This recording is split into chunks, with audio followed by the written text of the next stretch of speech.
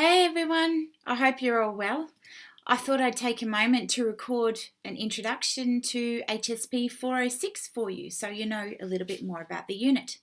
Before I do that though, I'd like to acknowledge the traditional owners of the land that we're meeting on virtually here today, the Muhunina people of Tasmania.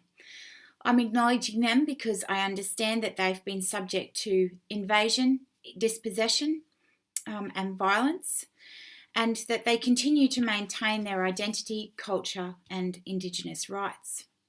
I'm also doing this because Aboriginal and Torres Strait Islander people are significantly overrepresented at every level of the criminal justice system, and some people have talked about this as a national emergency that needs to be addressed. It's something I'm very passionate about, and I hope that you'll consider how important these things are as you move forward in your career. So welcome to Police Leadership, Strategy and Engagement. Of course, you would know me if you've watched the welcome video as your unit coordinator. Hi. You can always get me very, very quickly on email. If you don't usually hear from me within 48 hours, it means I haven't got it, because sometimes they do go to junk. It's happened quite a bit, actually. If you want to talk to me, you can email me anytime to arrange an appointment. It's a really good idea, even if you're thinking about just phoning me, that you just try and make an appointment. I have a very, very hectic schedule where it's just meeting after meeting after meeting after meeting. So even if you call my mobile, I will often not get that message until the end of the day because I just physically can't attend to it. So please don't be offended. It's not that I don't want to talk to you, it's just that I'm super, super busy. If you ever get a chance to come and see me face to face, I am in the Social Sciences Building, room 534 on Sandy Bay campus, or you can phone me and leave a message and I can get back to you.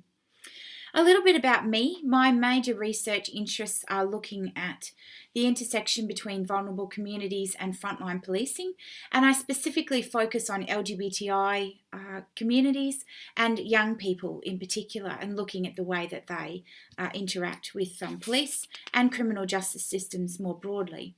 If you want to know any more about that, there's a link to my profile there for you. I actually really, really enjoy teaching, which is why I've got a picture of Abby on the slide, because people always talk about me as though I'm some sort of weirdo, but whatever. I also love dirt bike riding in some really amazing forestry wherever I get the chance. I am a little bit tragically addicted to punk music and absolutely love going to live gigs. And I also really love hanging with my family and doing research, and you can see a picture of me there with my family and one with my colleagues that I do research with in Queensland. So that's just a bit about me. Why are we studying and what the heck is it all about? So police are expected to be leaders, but the way that they think about leadership can differ depending on what they're doing and how they're doing it, where they're positioned, all of that sort of stuff. So what we're trying to teach you in this unit is to think broadly about leadership, consider it in terms of emotional intelligence, all of those types of things, while upholding the policies of the organisation itself. We're trying to get you to think through higher order leadership and engagement skills and provide you with those skills so that you can help, I suppose, navigate your way in terms of your own future policing career, but also help you navigate the organisation and the way that it externally relates with other organisations. You'll engage with assignment work that's grounded in critical reflection and leadership theories that hopefully help you face the diversity of issues that you come into contact with as police officers. So what's the teaching approach that we use for this unit? Well, you'll have some core learning activities on Milo that'll introduce you to some key concepts like police leadership, that sort of stuff. You'll also have some readings in there, and you'll also have some core skills activities where I'll put up little lectures as well in there about related to the assessment. So things like how to write an essay, how to do referencing, what the hell is critical analysis, and how do I do that, all of that sort of stuff. So I'll have little lectures up online about each of those for you too. I will also have lectures about each assessment item, so you can learn a little bit more about those in detail, but I'm going to introduce them in this lecture too. So basically you work through the online activities, including the readings. You complete the assessment, obviously.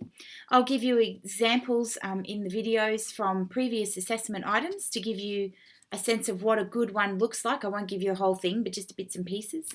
And of course, you'll complete the other activities and assessment at the residentials. So we have a whole bunch of different resources. Of course, the Milo site upon which you are watching this video. There's announcements where I'll tell you when really important stuff happens around assessments and so forth. Please check your email because I will send them to you as an email if it's urgent.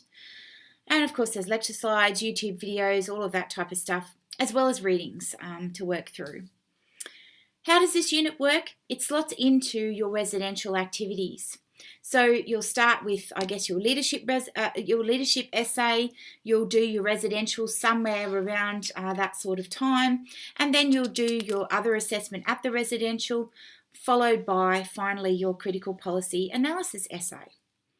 And on that note, you have 4 items of assessment in total for this particular unit. The leadership essay is the first UTAS completed and submitted assessment, and then the critical analysis of policy essay is your second UTAS assessment that you need to submit. The residential submitted assessment is your critical thinking briefing note and the stakeholder engagement activity and presentation. So they're not submitted through the Milo site. And of course, I've given you videos about all of these different things. So very quickly, your leadership essay is about thinking through your leadership skills and practices in terms of a couple of different, just 2, leadership theories that you think apply to your practice. This assignment is due at the end of week 5 and is to be uploaded to the Milo site by midnight. The word count is 2,000 words and that excludes your reference list and it's weighted at 30%. Your second assignment that you'll submit through UTAS and the Milo site is your critical analysis of policy essay.